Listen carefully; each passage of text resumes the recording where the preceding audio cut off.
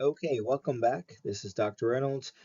Today I'm just going to go over some really quick introductory ideas as we talk about Greek rhetoric.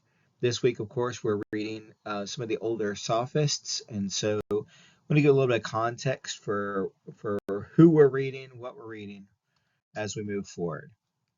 So we're going to look today at the origins and precursors of rhetoric, literacy and paideia, the Milesians, the Athenian legal system, till we get to the sophists. We'll talk a little about the Peloponnesian War and the civil war that followed, and then we'll wrap it up with Plato and Aristotle, which will allow us to kind of look forward in the course.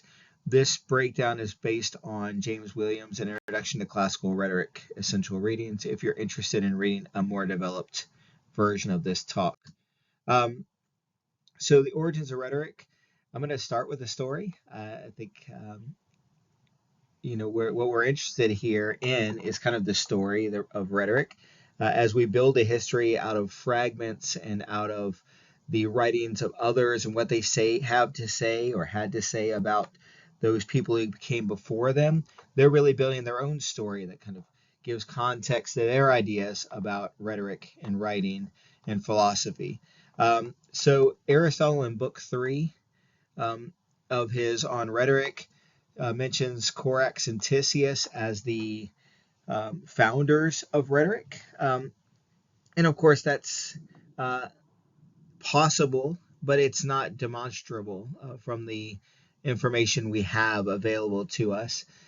Instead, we do get a fun story to give us an idea about the beginnings of rhetoric. So here's the scene. Corax and his pupil Tisias were reportedly the first sophists. Like many young men with an appetite for worldly success, Tisias sought training from Corax in the hope of being able to sue his way to wealth and influence. Wishing to make sure he was not duped by his teacher, Tisias contracted to pay Corax only after he had actually won a lawsuit. On this condition, his training commenced and soon enough was over, but Tisias became complacent. Years went by and Tisias brought no suit against anyone. Corax had been willing to wait to be paid, but not forever. So he brought a suit against Tisias to recover his fee. So Tisias says, imagine, Your Honor, as I stand before you today in humility of spirit and purity of motive, I ask only that you listen patiently and judge rightly in issuing your verdict. Your Honors, I charge Corax for failing to teach me well the art of rhetoric. The proof of this charge is here before us today, for if I should lose my case, it will surely prove that I was not taught rhetoric very well. And this being the case, I should not have to pay the tuition, for one should not have to pay for services that weren't rendered according to what was promised. On the other hand, if I win this case, it shows that I had enough sense and talent to figure out the art of rhetoric out of my own, despite the negligence of my instructor. But even this is not necessary to my case, for a ruling against Corax is a ruling for me, and a ruling for me means that I do not have to pay the tuition.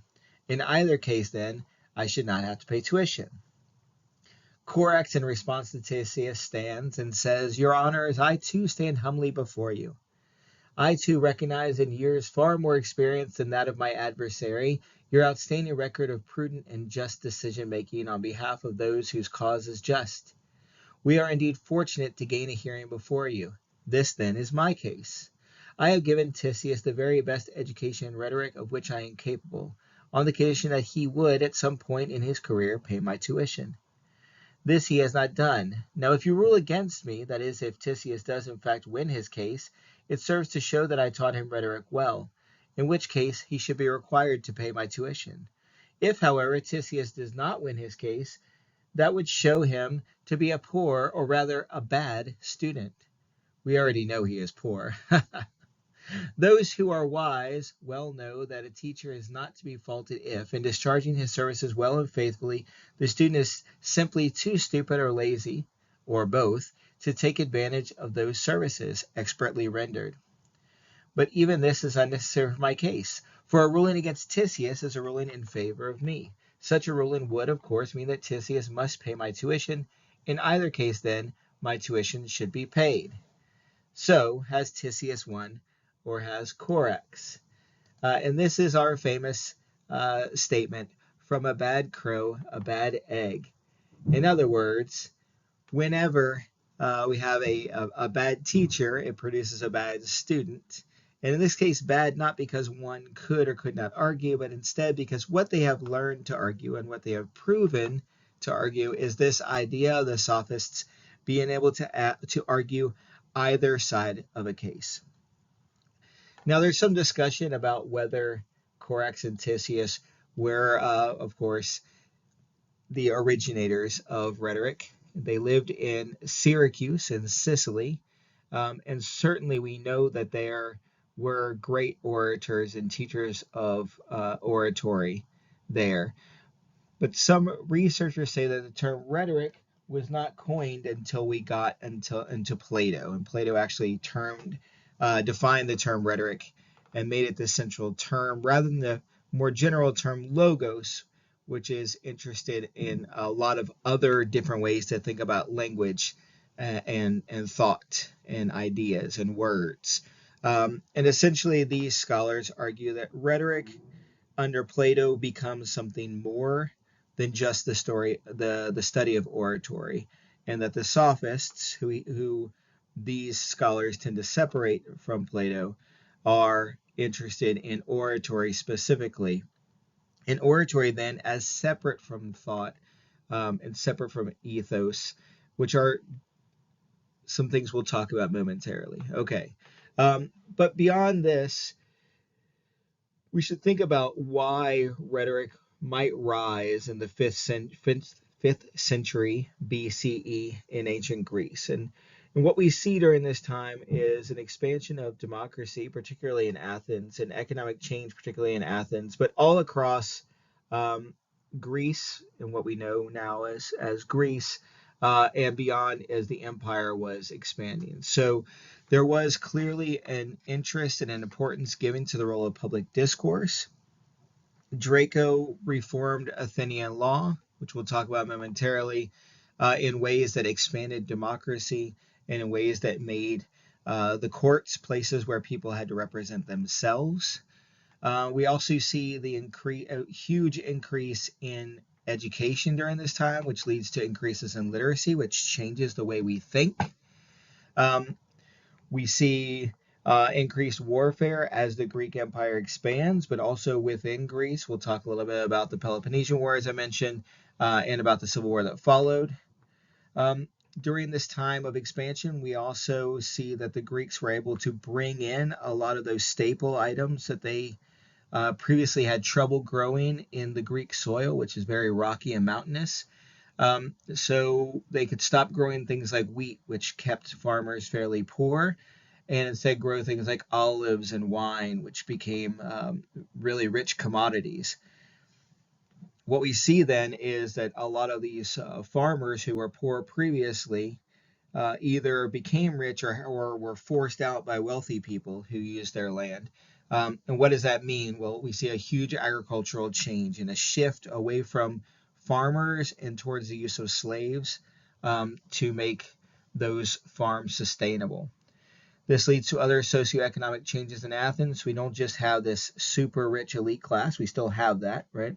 But we now have an increasing middle class and this really large class of slaves. So at some points in Athens, it appears that it is roughly 30% slaves as its population, roughly 30% middle class, roughly 20% upper elite aristocracy, and that other 10% are kind of the impoverished people who seem to be kind of trapped. Um, and rhetoric, as part of this interest in public discourse that comes about as people are speaking more in the courts and people are speaking more in public forums, also becomes part of entertainment.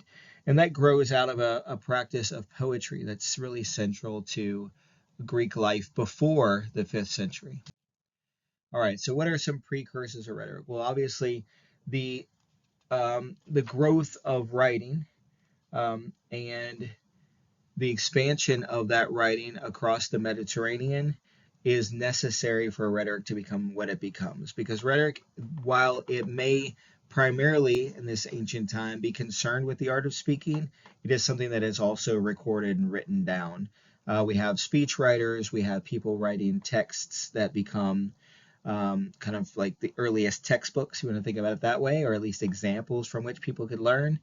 Um, but there was a time, right, when writing existed before this, right? So 5th century is not when writing begins. Instead, we see writing grow exponentially much earlier. Um, and we can see this in classic poetry, right, by writers like Homer, for example. Okay, but writing actually originated in about 4000 BCE in Mesopotamia and spread quickly throughout the Mediterranean in different forms. Um, in around 2000, writing appeared on the island of Crete, which is the home of the Minoan civilization, in a form known as Linear A. They were hieroglyphics that scholars have not yet been able to fully decipher, but are decidedly non-Greek.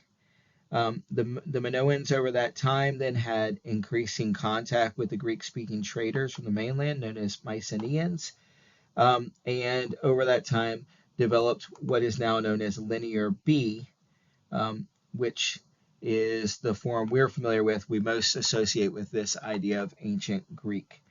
Um, the Mycenaean civilization prospered until about 1200 BCE, at which time civilization collapsed. And we don't really know why civilization collapsed at this time, but it led to a dark age because due to that collapse, people dispersed all across the Mediterranean. And with that was the practice of literacy was lost. Okay. That said, it is important to note that cultural knowledge persisted through the oral traditions of poetry and religion, which were oftentimes intertwined and oftentimes involved women. Women both as poetesses and women as priestesses, who were then responsible for carrying on this oral tradition, passing down these stories, recreating these stories in new forms of writing. One of the better known examples of a woman who was in a powerful religious position is Enheduanna, who we'll read when we talk about women in classical Greece. Um, and she seems to have dedicated her life to the goddess of love and war, Inanna, and is one of those examples we still have a record of, who was an important woman during this period that kind of carried on these traditions that would lead to a rise of Athens. Um, Unfortunately, as we see this rise of Athens in the early 5th century BCE, we also see a rise in restrictions on the roles of women in public.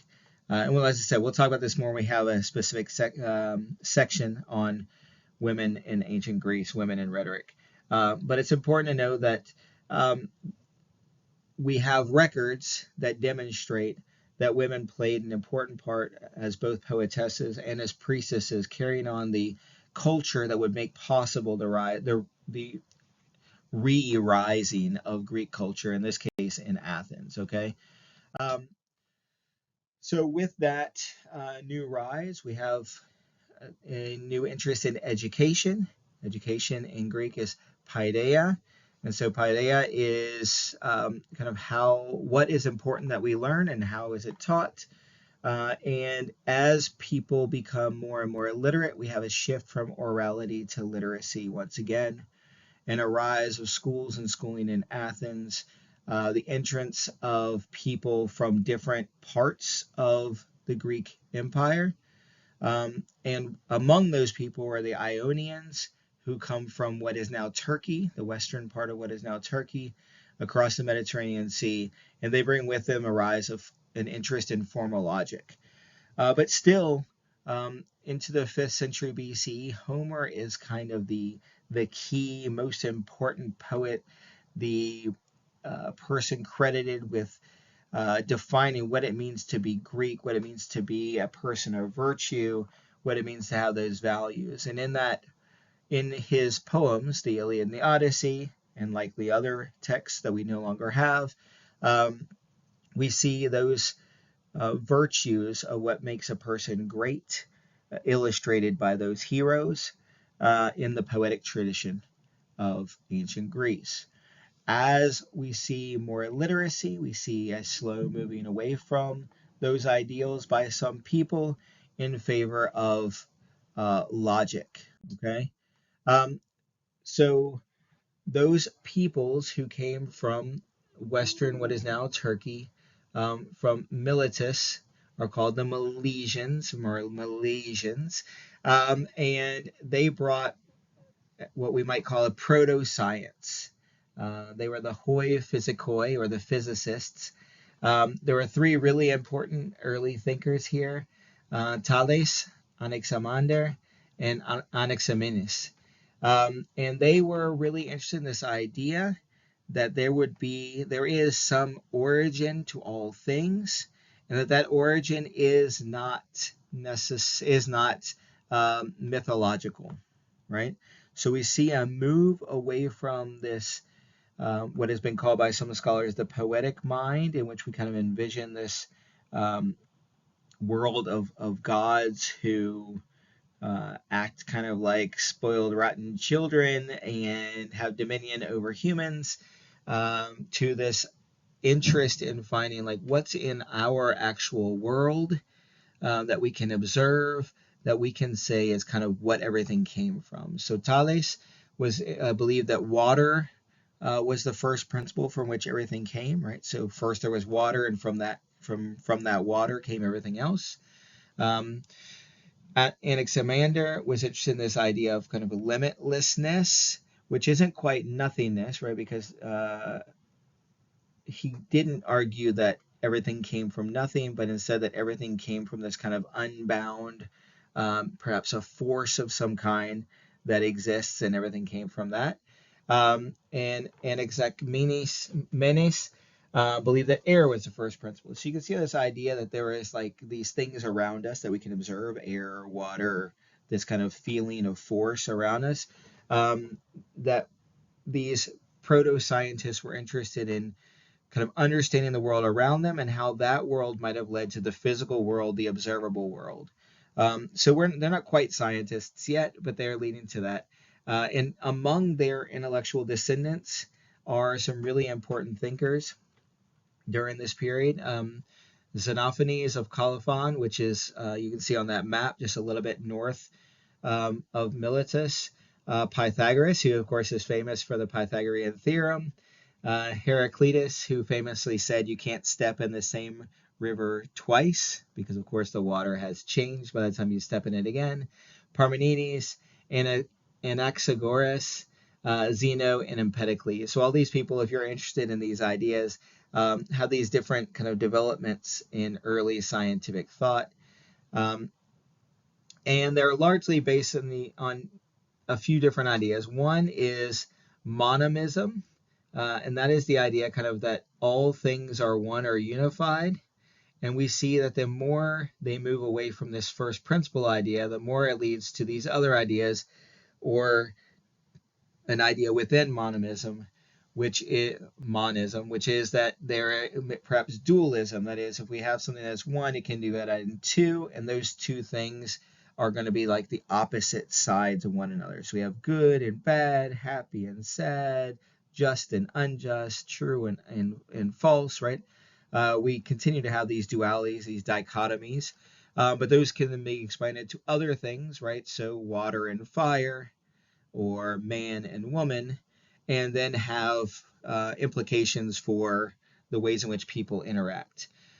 There's also this idea, move away from kind of this pure idea of what it means to be like separating the gods as kind of all-powerful, all-knowing beings, and humans who aren't, but that they have some allegiance there, that there's one like right way to be, that is the God's way. And then to this belief that instead knowledge, truth, and morality exist in relation to our culture, society, and history. And you can see how this might happen when we have the intermixing of peoples of different cultures as the Greek Empire expanded, right? So how do you explain the fact that you've met this new group of people who understand the world in such a different way, right? Um, so these are some of the basic ideas that make it possible for us to have a focus on rhetoric, a reason for rhetoric to become so central to ancient Greek society. Okay. Another reason, as I mentioned before, is the legal system. So Solon and then later Draco reformed the Athenian legal system. There are two important things that happen here. One is that because of these reformations, we move away from having the aristocracy make all the decisions for the Greeks and into direct democracy. So everybody has a vote, which gives kind of everybody some power within ancient Athens.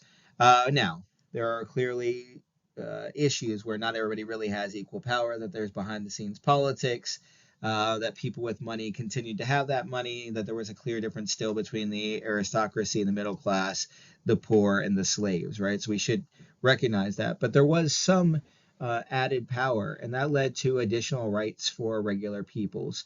And a lot of those happen in the legal system, where people in the middle class who are qualified were allowed to serve in positions that were previously held just for the aristocracy. So these archons, which would be similar in some ways to a judge in modern courts, were people who kind of ran that legal system.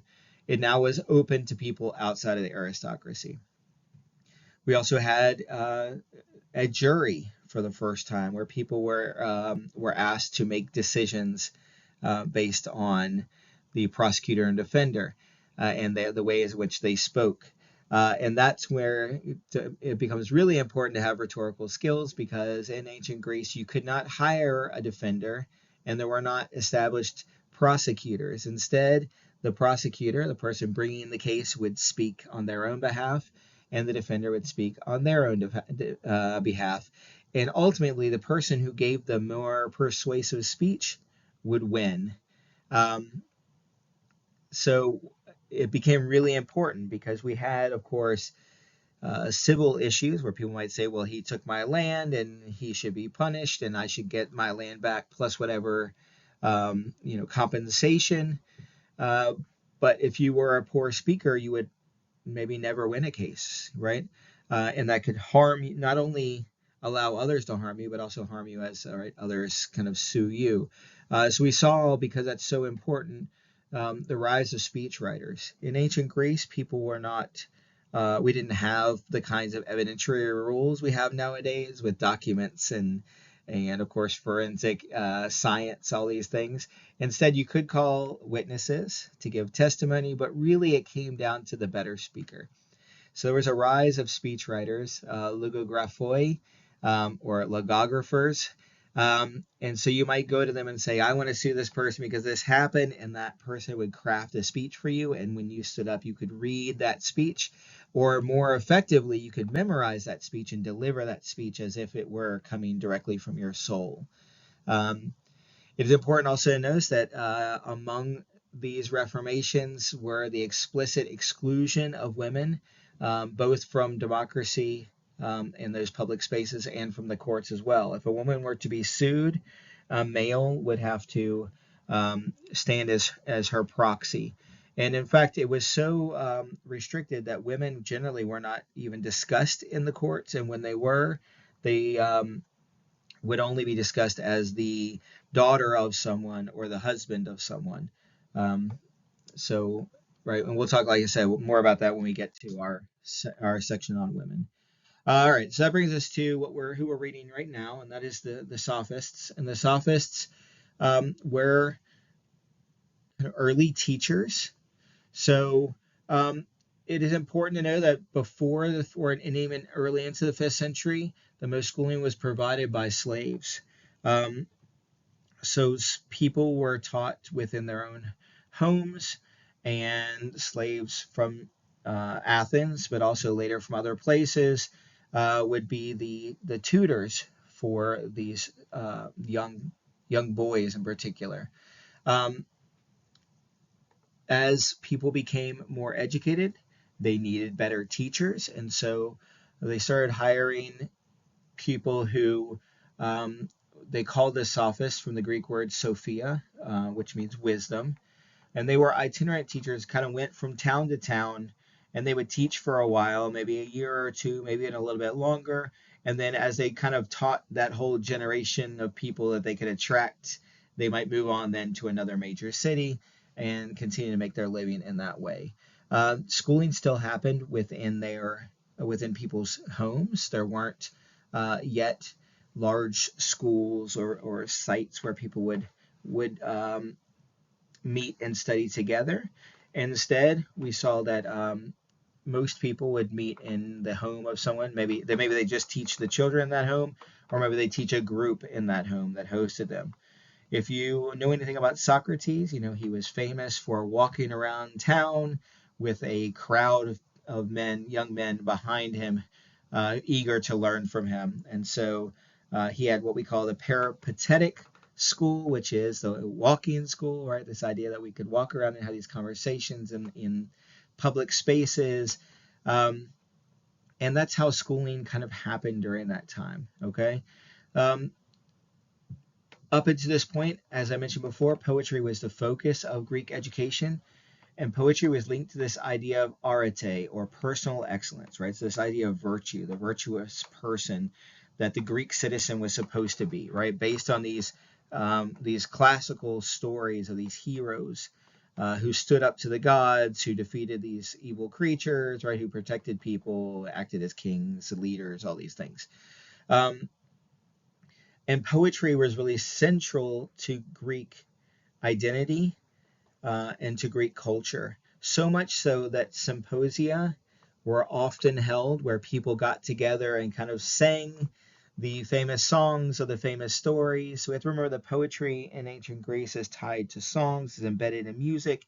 It makes it easy to remember, to pass down this cultural knowledge, but also have this shared experience. So the same way you might get together for a karaoke night and you all know the same songs, imagine if all those songs had some real kind of culturally deep meaning for everybody there. So something like singing a national anthem, but that carries with it also these ideas of what it means to be strong and brave and whatever the virtuous, whatever the qualities that your society supposes are important, right? There was a lot of drinking at these parties, and so there was also a lot of discussion of cosmos, or order and decorum.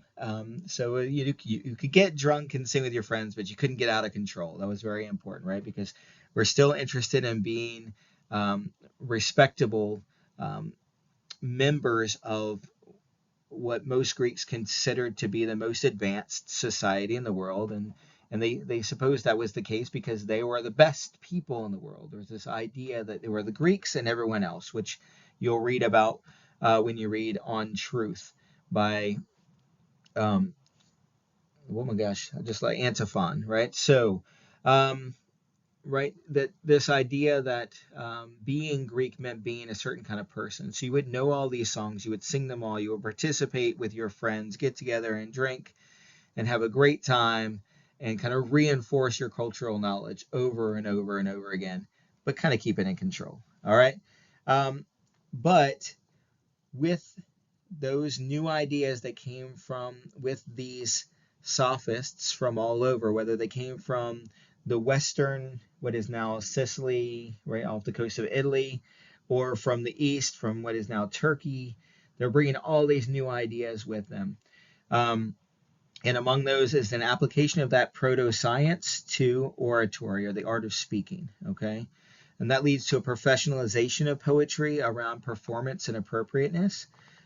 These scholars were really interested in being able to develop a vocabulary and a method for teaching how to be a good performer, how to choose the appropriate poem for the appropriate moment. And then ultimately, how do we apply those ideas to public speaking, which isn't really poetry, but is a whole new kind of public performative speaking. So it goes from just being this idea where we're going to have discussions about public policy in the assembly, or we're going to have to defend ourselves or accuse someone else in the courts, to also saying, like, hey, in public speaking, we can have things that aren't necessarily poetry as well. And what can we do? Well, we can study this and figure it out and teach people how to do it well. Um, so, of course, if you travel around, you have to have some kind of demonstration speeches, right? Speeches that show you know what you're doing.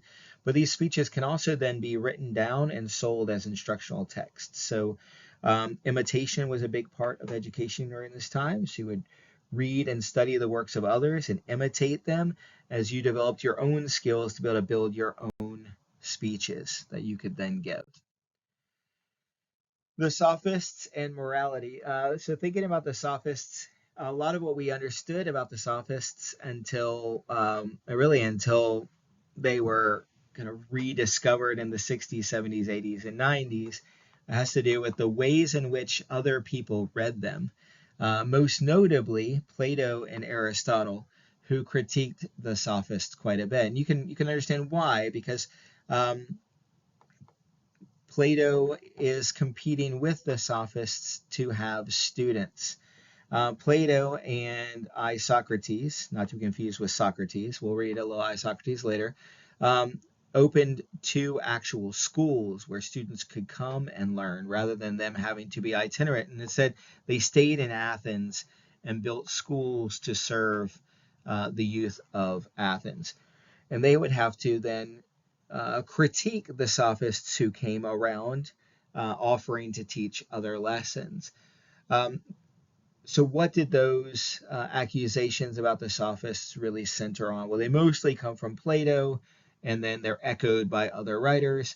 But they all revolve around the idea that the Sophists took a pragmatic approach to rhetoric or to oratory. Okay, their goal was to give students the tools necessary to prevail in the courts and the assemblies. Right, their goal was to teach them how to win. This leads to charges of immorality that were developed by, or at least given force by, Plato and Aristotle. They argued the Sophists focused on winning the argument rather than focusing on what was just and good, right? So the idea that things in the court should be just, that things that are decided for Athens or for whatever city state should be for the good of that group, right? That is not what the Sophists were teaching. The Sophists were teaching their students how to prevail or how to win, right?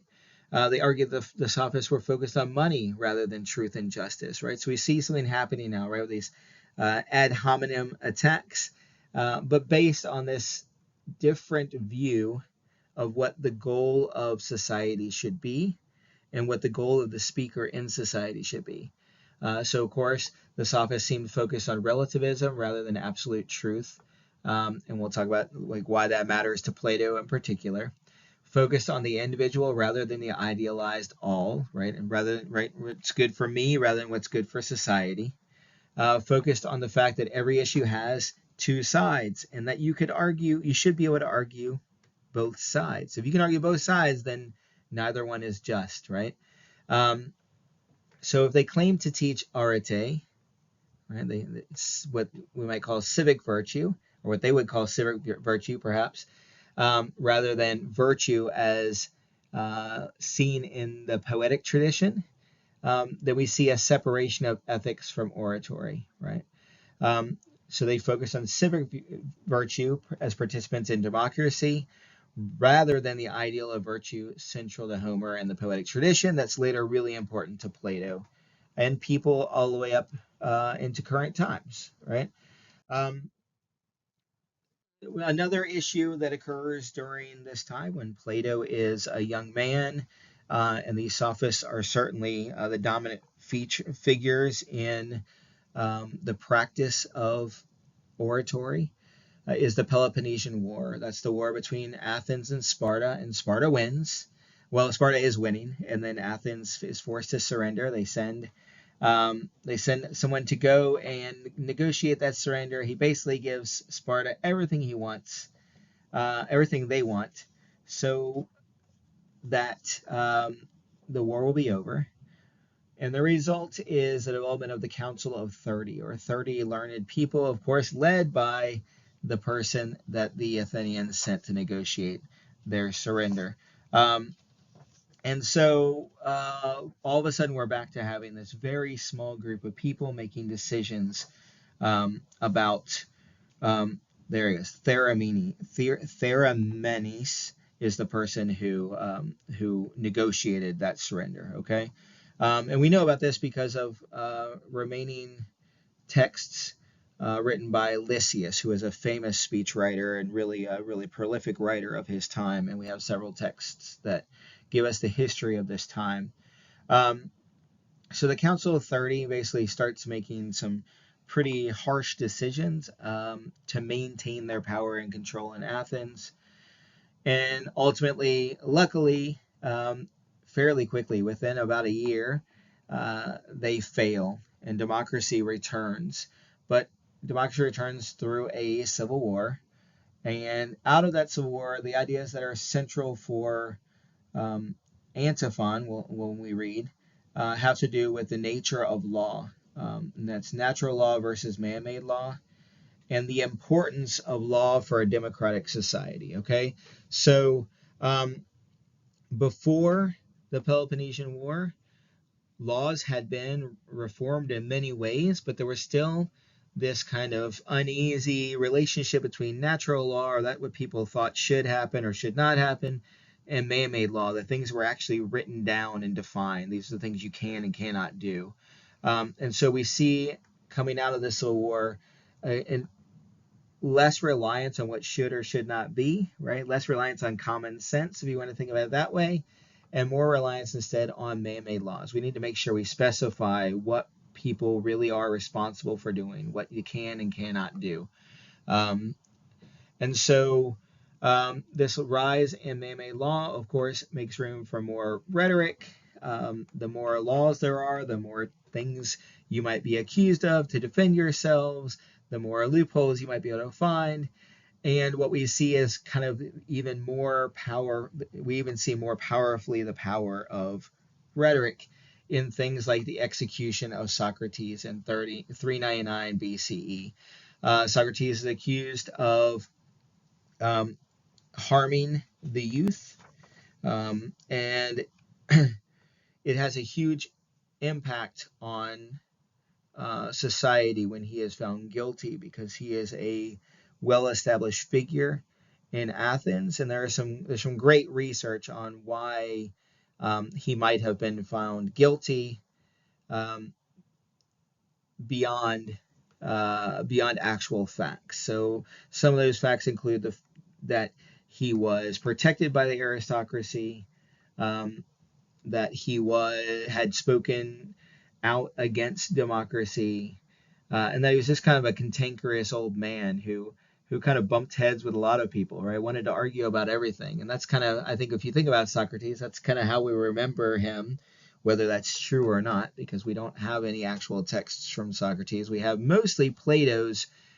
recreations of Socrates, but also other writers who write about Socrates and who he was. Um, so as I mentioned, Plato was the student of Socrates. He was a philosopher who largely viewed rhetoric negatively, even though, and wrote fairly little, based on the number of philosophical texts we have from him, fairly little about rhetoric itself, and usually in negative ways. Um, Socrates, what would be considered a sophist, right? He was a wandering teacher, but he stayed in Athens for his elder life, and then of course until he was found guilty, right? Um, so Plato was a teacher at the academy. He opened his own school, and there he taught Aristotle, who would eventually write a much more fully developed rhetorical theory. Plato's philosophy differed dramatically from the relativism and monism turned into dualism of the sophists. He believed in that true knowledge was a priori. It existed before us, and that we had some kind of internal connection to it, right? We were kind of born with that knowledge that we lost of these forms, which were ideal, perfect knowledge. And he said that we could really only get to it through reason and the intellect. that sensory experience would never get us um, to true knowledge. So this idea, this proto empiricism, proto scientific view of observing the world around you and trying to understand the world in that way to get to knowledge, Plato believed that would never be true. Instead, we should just sit around and think. We should just continually examine our own thoughts, because deep down in there is where the truth lies. Um, he places a great deal of emphasis on justice. We see this when he writes about Socrates, that courts he recognized were not really about what was just and what was right. Instead, they were about opinion, or doxa. And so he says that opinion is the realm of rhetoric and knowledge is the realm of philosophy. That is, that arguing about those things that are in the realm of rhetoric will never lead to knowledge. The knowledge is the realm of philosophy instead. And so he wants to kind of do away with rhetoric, and we'll talk about when we get to Plato how he balances philosophy and the necessity to communicate to others, which he might understand through rhetoric. Um, that leads us then to Aristotle, who will wrap up when we get to that point, wrap up our discussion of the Greeks. He offers an early version of empiricism, so he wrote treatises on all kinds of observable phenomena. You can really see how, from the Ionians to Aristotle, there is this explosion of interest in science and empiricism in the Greek world. And it basically is built on the idea that the belief that knowledge comes from the collection, categorization, and reasoning of observations in the natural world. So that you would, unlike Plato, get to truth, get to knowledge through careful analysis of the natural world. And we see it later.